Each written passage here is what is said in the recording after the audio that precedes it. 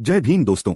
जब बाबा साहब समाज के लिए रो पड़े, सोचो उस इंसान को जिसकी आंखों में आंसू थे लेकिन इरादों में क्रांति थी, जिसके पास धन नहीं था मगर हौसले अरबों के थे, जो खुद टूटा हुआ था फिर भी पूरी कौम को जोड़ने चला था। वो गरीब था मगर दिल से बादशाह था।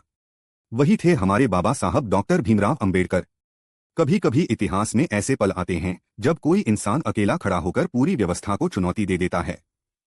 डॉक्टर भीमराव अंबेडकर भी ऐसे ही थे।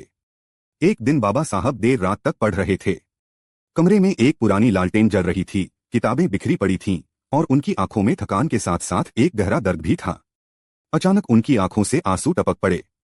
ये आंसू उनके अपने लिए नहीं थे, ये आंसू उस समाज के लिए थे जिसे इंसान होकर भी इंसान नहीं समझा जाता था। ये आंसू उन बच्चों के लिए थे जिन्हें स्कूल के बाहर बिठाया जाता था।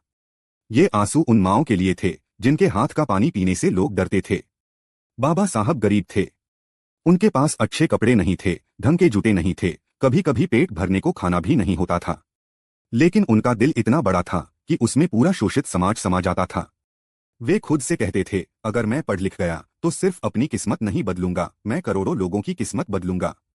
उन्होंने अपमान सहे, ट्रेन में पानी नहीं मिला, क्लास में अलग बैठाया गया, हर कदम पर नीचा दिखाया गया, लेकिन उन्होंने हार नहीं मानी। वो समझ गए थे कि लाठियों से नहीं, तलवारों से नहीं, बल्कि शिक्षा से समाज मजबूत होगा। इसीलिए उन्होंने अपना पूरा जीवन पढ़ाई को समर्पित कर दिया। विदेश गए, दिन रात मेहनत की, भूखे रहे, बीमार रहे, लेकिन किताब नहीं छोड़ी, क्योंकि उन्हें पता था ये किताबें ही एक दिन गुलामी की जंजीर तोड़ेंगी।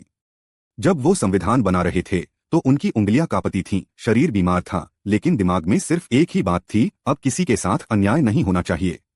अब कोई छोटा बड़ा नहीं होगा, अब हर इंसान बराबर होगा। कभी कभी वो अकेले बैठकर कहते थे, मुझे मेरे समाज के लोग पढ़े लिखे देखने हैं, मुझे उन्हें सिर उठाकर चलते देखना है, मुझे उन्हें किसी के सामने झुकते नहीं, सिर्फ सच के सामने झुकते देखना है। बाबा साहब रोते थे, लेकिन कमजोरी से नहीं, जिम्मेदारी से। वो रोते थे क्योंकि उन्हें पता था अगर वो टूट गए तो एक पूरी पीढ़ी टूट जाएगी। आज हम जिस आजादी से पढ़ते हैं, बोलते हैं, हक मांगते हैं, वो सब बाबा साहब की तपस्या का फल है। दोस्तों, अगर आज भी हम पढ़ाई से दूर भागेंगे तो हम उनके सपनों से दूर भागेंगे। अगर आज भी हम आपस में बंटेंगे तो हम उनके आंसुओं की कीमत नहीं समझेंगे। इसलिए उठो, पढ़ो, जागो, अपने हक पहचानो और समाज को मजबूत बनाओ। क्योंकि बाबा साहब गरीब थे लेकिन सोच से सम्राट थे, दिल से अमीर थे।